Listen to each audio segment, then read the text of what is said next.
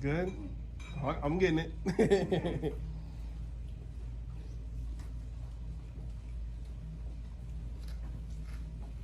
get y'all votes of approval. Mm-hmm. Yeah, this Marcus is about to be the thumbnail right here.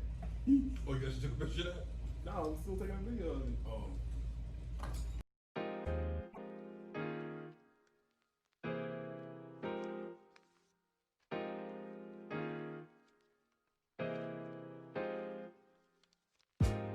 The first black business that we want to showcase is a restaurant on the east side of Columbus in Whitehall that prides itself on flavorful burgers made with locally sourced natural ingredients and providing the best customer experience each and every time.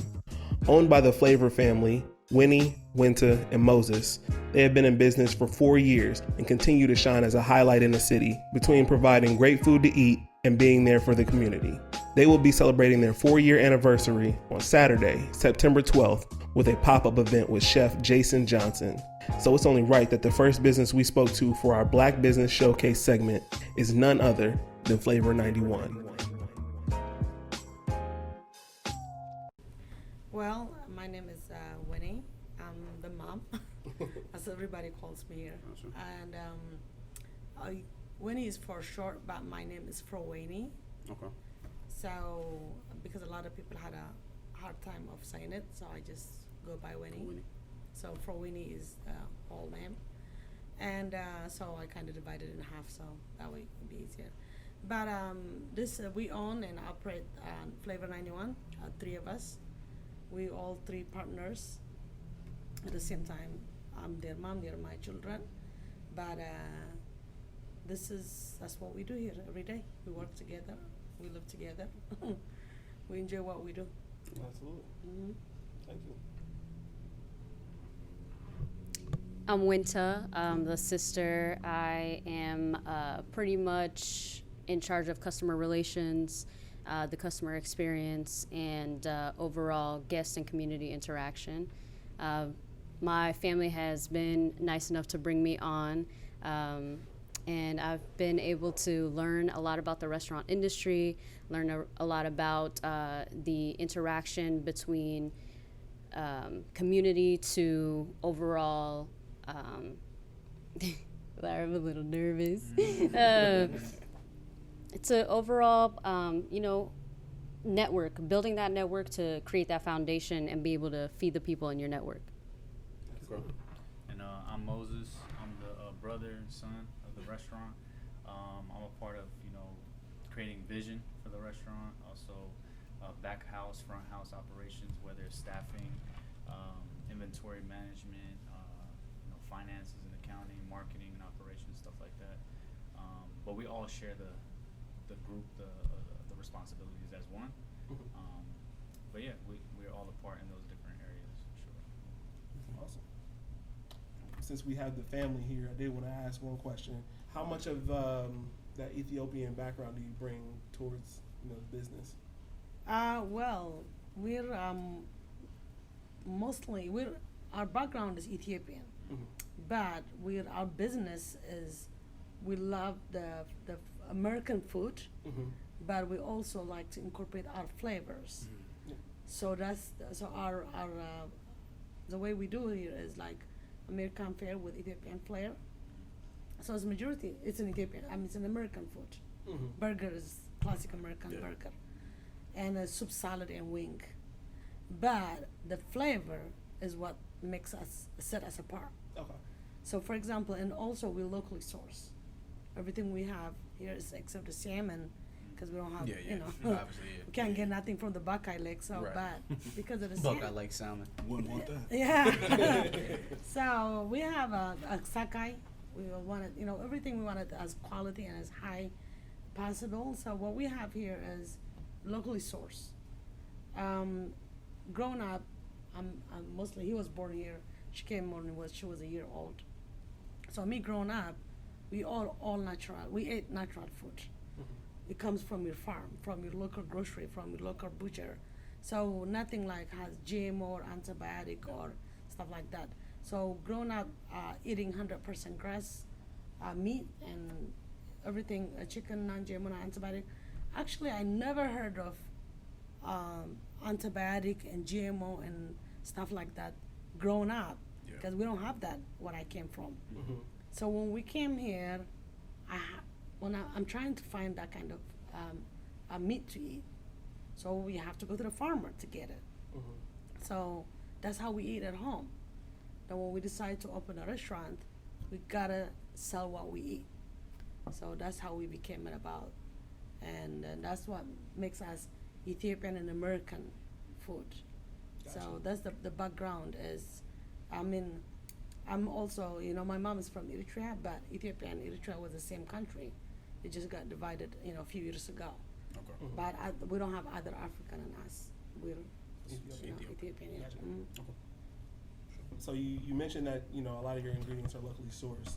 Mhm. How much of that, if any, is any kind of black business? Because I know it's rough for black businesses in farming, so probably not much. But is there any business that you guys do with any kind of other black businesses? Actually, we are talking to there's a mushroom guy that's mushroom black. What's the name? Harvest No, tiger mushroom. Tiger Mushroom. So we're talking. We've been talking with them. We haven't gotten from them yet because the mushroom that we get is portobello mushroom. Mm. So portobello mushroom is certainly, they grow differently and stuff like that. So yeah, we've been looking to be incorporated. We did with find a- out about a local microgreen farm here in actually in Reynoldsburg. Oh, Really? Yeah, so Mm. they're called Summer Micro Farms, microgreens. We just came in contact with her, and we're actually using some of her microgreens for our chef pop-up that's coming up on September 12th. So, like you said, it's not as prominent. Like you don't really find. She was telling us she's the only black farmer at a local farmers market. Mm. Farmers market here in Columbus. Mhm. So it's not as often that you see people in the food industry as suppliers Yeah. that are black. But our T-shirts come from black-owned company, and so we try to do our best with what we can in Absolutely. the Yeah. industries that we're in. But we're not as privy to all the different industries that we're in. Actually, Yeah. We're having more directories now, but food service supplying, there aren't any in Columbus at least. I haven't found any people that have a brewery, like a black-owned brewery or anything. Mm-hmm. Nothing of that nature so far. I think from my understanding is when we first opened this restaurant, particularly being 100% grass-fed, non-GMO, antibiotic, and being in Whitehall, a lot of people was thinking like, are you guys opening this kind of restaurant in this area? Would a lot of people gonna appreciate it? So do we see that? Because we didn't looking for appreciation. We want somebody who's looking for that to come to us. So we make it a destination. So it's became a destination. That's what was our goal, and that's what we came. So a lot of things what I noticed with ours, with black people is because the only thing we known is what we around us. Yeah. Yeah. So having our food or our restaurant in this area, we kind of introducing different eating. Yeah. You need to eat healthy, because if you notice, we have 2 Wendy's, 2 McDonald's, 2 Burger King just in Whitehall, Mm-hmm. 2 Arby's, 2. Every fast food, you name it, not 1, 2 across the street from each other. So if that's what you growing up knowing, That's what you're gonna go to. that's what you're gonna go to. Right. So for us, the last 4 years, what we've been doing is we've been introducing. You can eat different. You Yeah. can do different things. It's healthy for you. At the same time, you can grow your own food. By introducing this, the way we're doing it, I feel like we're changing the mindset of our people, and then we seen it grow, because at the beginning, when people come in fact, our food is underpriced with our competitor. So when they see our burger is $12, they were like, "Ooh, $12." You know what I mean? But they don't see. They try to compare it with the McDonald's burger, with Wendy's, whatever. I'm not saying anything wrong with that, but at the same time, the way we harvest the way we provide our food, and then the way they provide their food is completely different. You're providing value along with your product. Absolutely. So we're kind of introducing a different way of eating to the neighborhood or to our local, and at the same to the black people that we have in the area. And then we've seen the difference. People are coming more often, understanding. This lady actually told me last week, I've been losing a lot of weight eating your food. You know what I mean? So that makes you feel good that at least you're getting through some other people's mindset, how they should eat. Yeah. The way we kind of putting how we eat to you, Yeah. and then we both eating the same thing and healthy. So when I tell you our wing is $10 for 10, you're gonna like, okay, down the street Tuesday or something like that, they have a wing special, 25 cents for a wing. I can't do that Yeah. because I pay too much for it. Yeah. But our wing is small versus the other wing because it's non-GMO antibiotic. That's different, you know That's what I what a mean? chicken's supposed to look like. Process, yeah. Yes. It's actually supposed to look like. So even though you question about the price, as soon as you bought it and you take a bite out of it, Taste that difference. you did the difference, and then you're here. Yeah, we have people who comes to eat our food 6 days a week. Yeah. Yeah, 6 days a week straight. So our wing being the best wing in the state of Ohio by Inside Magazine, Okay. and then also our burger with the best burger in the state of Ohio also. So far so good. Soft flex. I see it. That's always been my selling point to people that work down the street. So I work at PNC. I was saying, like, all the stuff is natural. Like, the price might seem high to you now. When you bite that burger, you're gonna taste the difference, and they'll come back like, man, you were right. It just tastes so fresh, so healthy. I don't feel sluggish. So I'm like, you're paying for quality, not just a quick little $2 burger that is just gonna put you down. Like, you're eating to give yourself life, in a sense. And that's important, like she said, like creating healthy food options in areas Right. like Whitehall, man. It's like I'm from the north side, so not too far from here, but like I noticed even in my area they've shut down so many grocery stores. Myers gone, Kroger's have been shut down. There were like 4 Kroger's on the north side of Columbus, and I think there's 1 now. Right, so like they're limiting food options, and then in place they're popping up McDonald's and Wendy's and Burger Kings and stuff like Corner that. stores. Yeah, corner stores, right? So healthy food options for neighborhoods like this is important. Absolutely, yes. Appreciate it. Tell me about like breaking in when y'all first started out, because I know a lot of restaurants, you know, it's kind of do or die. Within the first couple of years, they're out of here a lot of times. What kind of struggles did you guys go through early on? Well, yeah, I can go. Some struggles that we went through was just hiring and making a name for ourselves to begin with. Like my mother was saying, you know, people were kind of laughing at us that we would open up a healthy restaurant on this side of town, because we would only have to go either cook it for ourselves or go downtown. And so, you know, for us to kind of break into the market and let people know, hey, we're here serving the type of foods that we know is needed here. Yeah.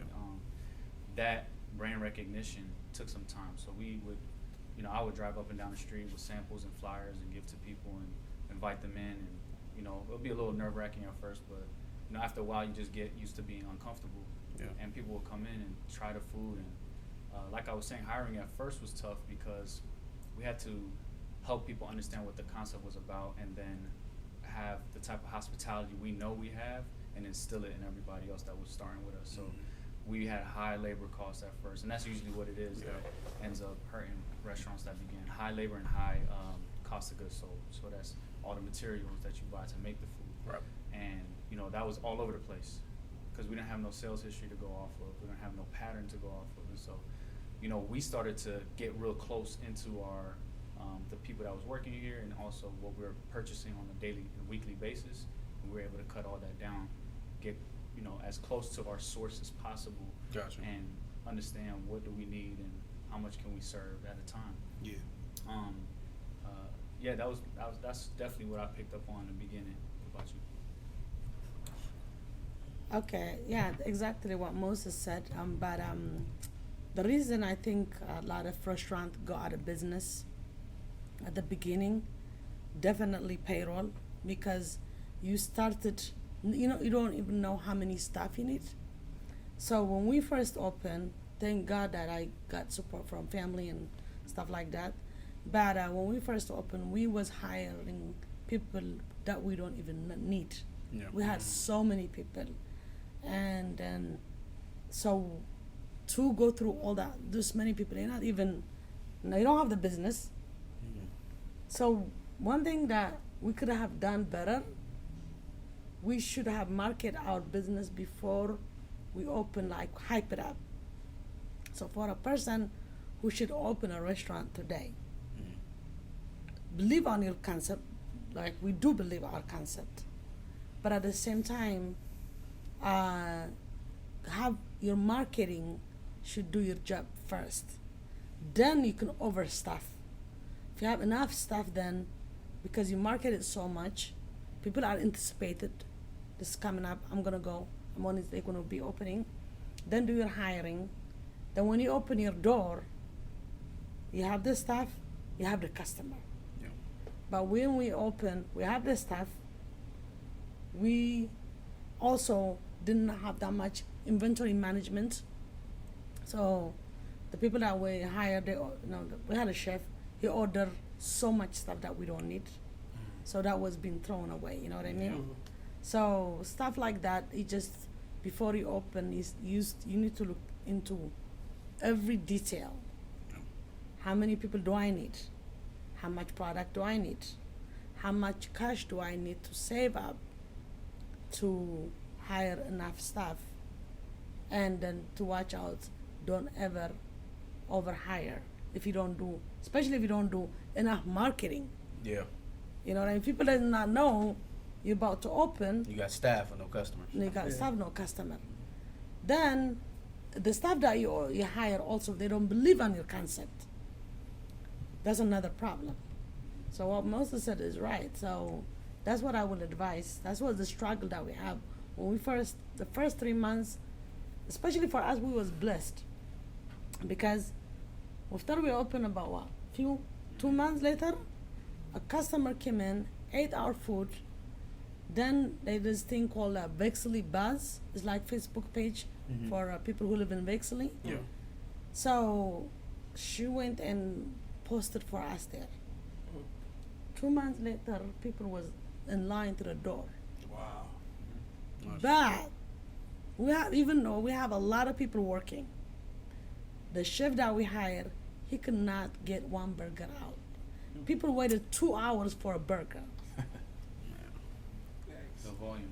The volume was so high, but he never, so you Never see, handle something like he that. never handled something like that. One So- of our guests even, he had been waiting for his food, and he had been a chef for 30 years. He's like, "You guys need me to help you?" And then he got up, and his wife got up. His wife was a server and different things like that. Over the years, they got up and started helping us. That's amazing. Yeah, It's we good. had, Moses has Amazing. to fire the chef in the spot that day because this restaurant is full, Yeah. and then we cannot get food out. Yeah. So our customer, they moved now. They're in a different state right now. They're like, "We don't want to see you guys." They was go eating. through." They waited about 2 hours. Their food got there. Since he saw how struggle we're struggling about everything, he stopped eating. His wife and him, they stopped eating, and they said, "Do you guys need help?" We said, "Yeah." We don't know them. They don't know us, but we need help at the Yeah. time. Wow. Even though we got people in payroll, they getting paid. So they stopped eating. He went to the back. He started getting the food out, and then his wife started helping us busting table. Wow. Believe it or not, from all these people, the people who waited forever to get the food, only one customer put a bad review for us. Oh no! Shout out to Tim and Caroline. That's Tim who. and That's who it Caroline. was. They Helped helped out. and helped us out. Yeah. Yeah, Tim and Oh, Caroline and yeah. the person put in the Bexley Buzz as well. Oh yeah. Brad and Laura. Laura. Yeah, Brad and Laura. Yeah. Yeah. Mhm. I think one of the challenges that I personally saw on behalf of my family was the fact that I actually didn't live here for 2 years until recently. I lived in DC and I basically was commuting back and forth to come and help. So an element of the family was missing. I think that we were, we're doing as well as we could considering. However, when I was able to come back, it just changed the game. So. So, Yeah, just having an extra set of hands that know what they're doing, can manage themselves well. That They cares enough. Cares a lot. Yeah. Cares huge. You know, you can't teach everybody to care. Yeah, everybody has their own special gift. When they come into this earth, you have a gift. So I think my gift is memory. I'm able to remember your birthday. I remember where you sat. I remember, who you came with. Sometimes even, even sometimes even the color of your shirt. And we all have that, but mine is like on a different level. So I think that added that extra element of service. And you all combine your Yeah, our benefits pretty well. superpowers, pretty much. Yeah, we're the Power Rangers. Color of my eyes. I haven't looked at you long enough. Yeah. we ain't doing service yet, all right? They close no money. How many times you came? Yeah. How many times? When I Yeah, come well, to eat, after you okay, start okay. spending that money, who'll be talking? For sure. For sure. So I did have a question that I tried to do a little bit of research before coming in here. Is it true that you guys own like the whole building? Is that true? Yes. Oh, And the then you tattoo guys- shop is y'all too.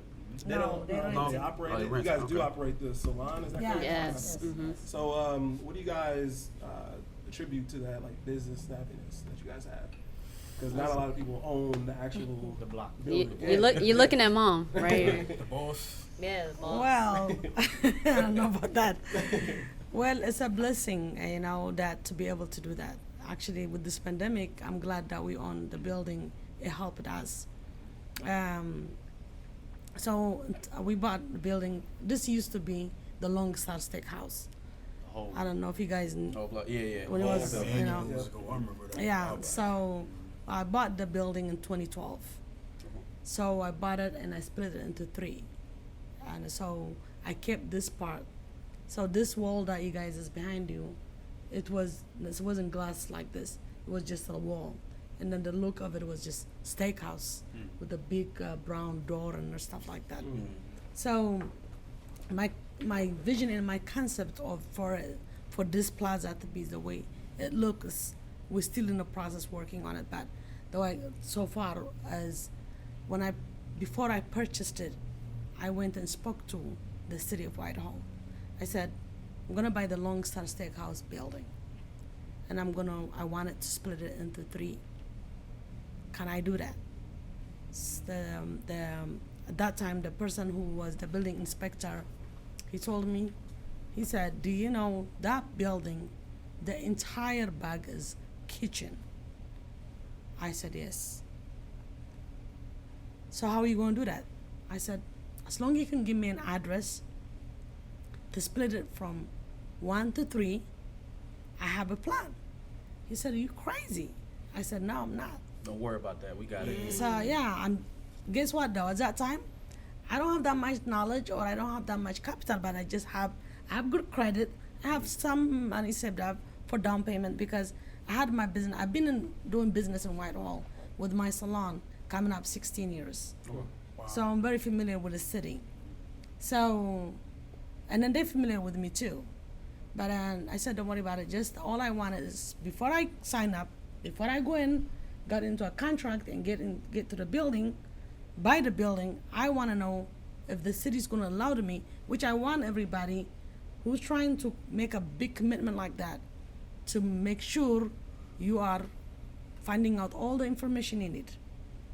Because when you sign up that paper, you borrowing all that money, and after you purchase it, they said, no, you're in trouble. Yeah. So I went and asked them before I do all that, and they said yes. He said he was watching out for me.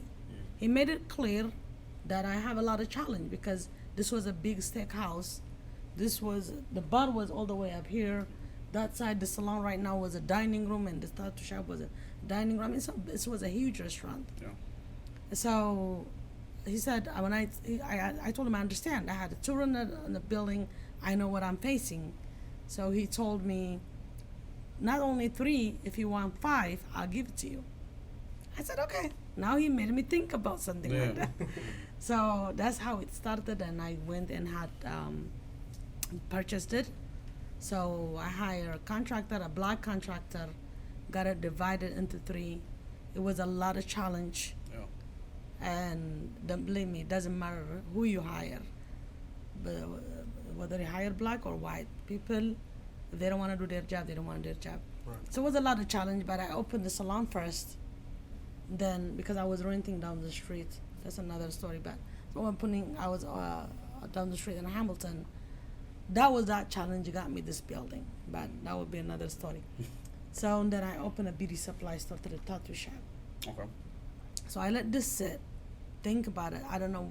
I wanted to rent it at the restaurant first, but it was a lot of work. People, when they see a lot of work, don't want to get into it. Because when this restaurant, when they left it, they lost it to the bank, so they destroyed inside. It was bad. So people don't want to, when they come in and see what the bar looks like, what the restaurant, what the kitchen look like, they don't want to deal with it. It was a couple came in to rent it. They asked me if I can give them free rent for a year. I said, if I kept it sitting, what difference going to make for me? So I just let it sit. And then Moses when he graduated from college, he got to start working with Johnson & Johnson, but he tried it for 3 months. He's like, I want to open my own business, Mom. I don't want to work for anybody. I said, you are? Yeah, okay. Do you want to open the restaurant that we have sitting together? He said, yeah. I said, we're going to open a burger spot. Like, burger? He said, yeah, because I love burger. But I told him, we're going to make it exactly how we eat it at home. We're going to make sure we locally sourced. We get it from the farmers and stuff like that. He's like, okay. So Moses, he's been a business marketing major. He started working on it. So I said, research how we're going to set it up, and then what kind of food, what kind of name we're going to do. So that's how the name came. But that's how I got the building. And when COVID happened, yeah, of course I have mortgage. Yeah. But the tattoo shop, the previous owner, their lease was expiring, like in the beginning of March. Okay. So they gave me their notice for 60 days. They have to give me notice on I think end of December or something like that. So anyway, the two people that own it right now, they was working for them. They never owned a business before, but they wanted to open a business. So they told them, we're going to close. We're not going to be renewing our lease, the previous owner, and you need to look for a place to work. The previous owner came and told me, everybody's going to go somewhere else. We're going to give you our notice. That's it. I'm like, okay. So, okay. We didn't know this pandemic was coming. So Ashley and Gabe, that's the new owner, Much More Tattoo. Ashley came in to get dinner or something, to buy food. I said, hey, Ashley, you guys decide to go somewhere else, all of you? She said, like, yeah, because the building is not, up for a renewal. You don't want to renew our lease. I was like, no, that's not the case. Your owner doesn't want to renew their lease. So, we spoke. And I was like, so is that okay if we can rent it? I said, yeah. Then I knew they don't have a background of business. They never own a business. They never operate anything. So I had to take faith on them because they do so good. They're great. People love them. Their business picked up very fast and did well. July 1st come. They paid they paid May and June and July all together. Nice. Didn't even wait That's until great. December. Wow. So yeah. I'm starting to understand why the reputation for the customer service is so good here, because it's the energy, right? Y'all received all that good energy initially with the story you told about the customers, and it seems like you were able to put that back into somebody else's business. Yeah. That's amazing. So they're doing so good right now. When I see them, they're busy, they're serious about their business.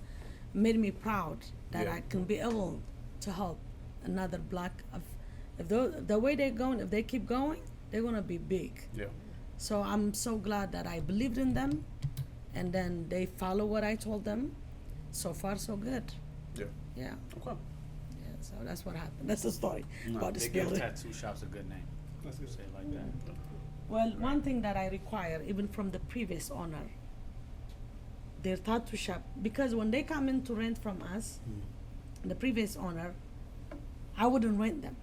I said, no tattoo. So they keep coming back. And then Moses said, why don't you give them a chance? I was like, I don't think tattoo is, we're trying to do over here a quality food, quality service. We're trying to elevate everything. Yeah. Then you put tattoo, it's not gonna make sense. Yeah. So now they said, no, we're trying to do high-end tattoo. We're gonna be selective to what kind of customer we're gonna bring in. Mhm. I was like, okay, then give me a business plan. When they bring their business plan, I look at it. So that's how we even get into having tattoo shop next door. But this new owner right now, they're really they're high end. Gabe and Ashley. They Gabe and Ashley, they do a good job. I mean, They're great artists. they're great I've artists. seen Ashley's Yeah. work online. You seen? Oh yeah, Yeah, even Ashley's good. If you look at the paintings on the wall, all that. even the way they remodeled that the store is they did a great job. Yeah. First and So- foremost, they're just great artists. Mhm. So that's why the reason I let it be is because they align to what we believe. And now people are talking about you can get your hair done next door, get yourself something to eat. Go get at it. One-stop shop, man. All the, you know, everything. Take everything on Saturday. That's funny. You should hit her up about your face tab, bro. Get an ice cream cone. Gucci, little teardrop. So, talk to me a little bit about how COVID has, put not a stop, obviously, business has to go on, but kind of affected things with you guys. Well, it was definitely a redirection in the operation of business. We went from a full service dine-in restaurant to where we were interacting with the guests, and again, that's where that memory comes into play. It shifted into more touchless, contactless, so it was more carry out, and then we had to basically depend on certain parts of our business that we never even, or we didn't really highlight before. So it took away that personality aspect, but it also added in more creative ways that we could contact the customer. Now we have an opt-in available for SMS. Now we have kind of like a VIP club, for people who want to be in on, what's the now for Flavor 91. They have that option. My brother was able to implement a touchless menu. When you come in, you get a chance to opt in again, and then you get to see the menu. We're also working with a black-owned company with that. So Oh yeah, that's another one. yeah, shout out James Yeah, shout out to James. with Trademark That's like America. our tech person. Yeah, so Black Yeah. Tech guy on deck. So another thing that has been very different for us has been the approach of our guest and customer experience. It's more virtual now. However, we still are getting that overwhelming support from the community. Well, for me, it was more about like, there's like a saying that Mike Tyson has, like everybody has a plan until you get punched in the face. And this was like a gut punch and a face. It was like a two-piece. And so for us, we know how to survive. We know how to go back to our roots in the sense of we remember how it was when we were just starting out. It was just a few years ago. So I remember the slow days. I remember the days where like, is there any money going to come in today at all? How do we dig deep and get creative about what our situation is? So I appreciated the fact, or I looked at it from a good sense of view, like optimistically, that this is a way to disrupt your business. And this is a way to accept and embrace the change, because that's the only thing that's constant in life. Yeah. It's always going to keep changing. So for us to look at it and say, all right, we're not going to close our doors. We're going to look at ways for us to engage the community. We did a Got 5 On It program where we were donating to the healthcare facilities nearby. So like a guest will come in, donate $5, and we'll match them. If they wanted to get like a lamb burger for a nearby person at work, we'll match $8 to their $5 because our lamb burger's $13. So we were able to feed 3 healthcare facilities based on that. And we just decided to just get creative with our content, get creative with any new ideas for our menu that we wanted to put out there, and just kind of show an abundant mindset at the same time. So all of that culminated to people staying relevant with us. People were like, oh, you know what? I want to support Flavor 91 today. And then just, share it, you know what I'm saying? Putting us on their story. And just, some days people would just come in and drop like $30, $40 tip. Here, take it. You guys, see what you can do with it. Just trying to support. Or take $30, $40, $50 and contribute it to your program that you're doing. So we just try to stay in the loop, try to stay as relevant and current as we could, and like just keep working as much as we could, especially in the beginning, because we didn't know how severe COVID was. There's a lot of misinformation. We didn't know what was going on. So we're just like, look, we're just gonna hold it down for ourselves, look out for our people who work here. We're offering free meals to our people as well, so they don't have to decide whether or not they have to cook for themselves or money going to rent. And so we just try to not be tone deaf overall. I think one more thing that I would like to add, going off of what my brother was saying about taking care of our people, what people didn't really understand was they were actually causing a ripple effect in such a positive way. So they come, they support us, right? We're small, we're black, owned business. But what they don't realize is that with us being locally sourced, they're also helping out our farmers too. Farmers gotta eat, you know, they got families too. When they come and they deliver their food, they come out of their way. Like we get our beef for, you know, further, from Athens, Ohio. He's coming from Athens to give us the food. Like that level of love you cannot get anywhere else, you That know? was another intention for our restaurant. That's why we wanted to do locally sourced, because we're conscious of the economy. We know if we circulate our dollar, which is what we know now, especially with black community, but before we're just like, how can we empower Columbus as a whole? Yeah. Even beyond Columbus, Athens, there's a local brewery just up the street. We get our beer from them. Two We Tones. do it on purpose so that we're exchanging dollars between each other and we're able to be self-sufficient as a whole. I was gonna say, so how did you come up with the name Flavor 91? Like, does it have any special meaning, or is it just like the ingredients that you guys use? Yeah, so I came up with the name, but it's a secret. You gotta figure it out. I got you. Yeah. I heard there was something that you do though. Yes. Yeah. That if somebody figures it out, Yeah, so if you figure it out, we'll Okay. match your bill. So like whatever you spend in the restaurant, we'll match your bill and donate to a cause or charity you care about. I like that. Yeah, Okay. yeah, yeah. And so think I far, got a it. few people have gotten it. A 9-year-old kid got it on his first try, Really? and they spent like $200. I was like, I'm gonna have to do some payments. But yeah, so far it's been at least, I say a handful of people have figured Okay. it out, and you know, we honor that. You know, we always love doing things for the community, anyways, give it Yeah. forward whatever way we can. And Sure. so we're happy to do it. You know what I'm saying? But everybody takes their own little secret oath, never tell. You know what I mean? Absolutely. You know, there's even been people that call us from home 2 weeks later.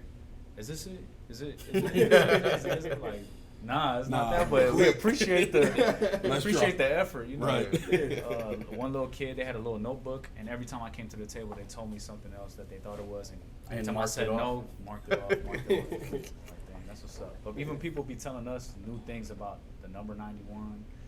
Ethiopia apparently sits on the 9.1 latitude and longitude line. Oh, I was wow. like, That's "Dang, Mhm. are you kidding me?" Yeah. That's crazy. I was like, y'all deserve something for that. Yeah, Trying to crack somebody the Da told Vinci me Code. 91 planet. I don't even know there is 91 planet. oh wow. Yeah, They be going. Sometimes they go a little too far with it. but it's definitely became a talking point. Yeah. And for real, the flavor part of the restaurant or the name is, you know, I was a marketing major in college, so like if you're establishing a brand, you want it to associate with something, you know, whether it's understood by the name or what it becomes over time. Like so, Nike, you think athletics, Right. you know, Starbucks is coffee. I mean, Starbucks is not even a word, but coffee is what you think about. And for us, we wanted flavor to be the most dominating association that you could have with a restaurant. Right. You know what I mean? And give it that type of a flair at the same time, make you think you're coming somewhere where you're like, what? You know, it's interesting. And so the name combined with it, that's where the secret comes in. Okay. Yeah. I'm gonna go home and think about that. Oh, we're gonna write up a list. Yeah. Calling. We're gonna scratch them off one by one. You guys mentioned that you've been here for 4 years, about to celebrate your 4th year anniversary. What are you guys looking forward to in the future? Like, are there any big plans, anything like that? Sorry. Well, future is so bright, as you can see. The future is we're trying to get into our packaging because we will make our own seasoning for our burgers, for our everything. Everything is seasoned here. When we say flavor, it's just not the name. Our chicken wing, our chicken, anything, burgers, like we don't just put salt and pepper and then put in a grill. We season it and then we patty, so that way everything is set. And so we're trying to do a packaging. We make our salad dressing in the house. We make our flavor sauce in the house. We make our chicken cream mushroom soup in the house. So everything that we do, our customers are insisting to package it so they can take, you know, Flavor 91 to their home. And some of it actually are dried up for our chicken wing. People buy it and then use it when they do their steak and they season it with different things. So our next plan is to do packaging.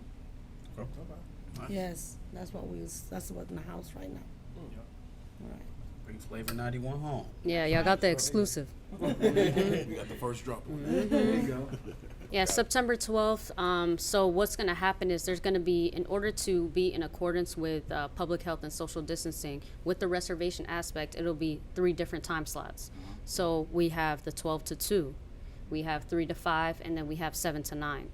So with those options for people, they're able to feel comfortable and feel safe at the same time. So that'll give us that time frame. As far as continuing to take out, we're going to have our regular menu from 12 to 5 for carry out, and then 7 to 9 will just be chef pop up. If they want to, yeah, and you also have the option to do a pre-order. If you don't want to dine in, you could take it with you. So the plate options are, you have a meat-based menu, it's 3 courses, and then we have the plant-based, it'll be 3 courses as well. And the pricing does vary. So the main thing I think for us when it comes to opening up our dine-in is reservation based, so that we know how many people are coming in and we can preset them and give them, you know, little seats away from each other ahead of time. All of that comes into play, and then we already have secure understanding of who's going to show up, when they're At the going to same show time, up. we have to, you'll have a chance to clean up. Yes. First pies and everything. Got one more question and I'm tapped. Yeah. Who's the best cook? You already Mom. know it's gonna be It's mom. mom. You already know it's gonna be mom, because you know mom got love and Yeah, she got the experience. mom is the She, best. she's been cooking forever, you know. But PC we answer. picked it up though. Nah, Wintar's next. Nah, it's not even PC. It's like, how you gonna say you a better cook than your mom? Your mom. Have you ever met nobody that has No, a better cook than I mom? have. Nah, there's no way. They should be ashamed of Come on now. themselves. No such There's a lot of thing. love in this arm right here. Whipping. I was waiting if they're gonna be better than me. I was like, Nah, it's not gonna happen. She was waiting like, I dare you. Nah, it's not gonna happen. I just No. waiting. Okay. Nope. Let me Mm-mm. somebody. Yeah, no, each of us, we all bring our own, like, flavor, if you will, to the table. I think for me personally, from what I've seen, obviously mom, you know, top notch.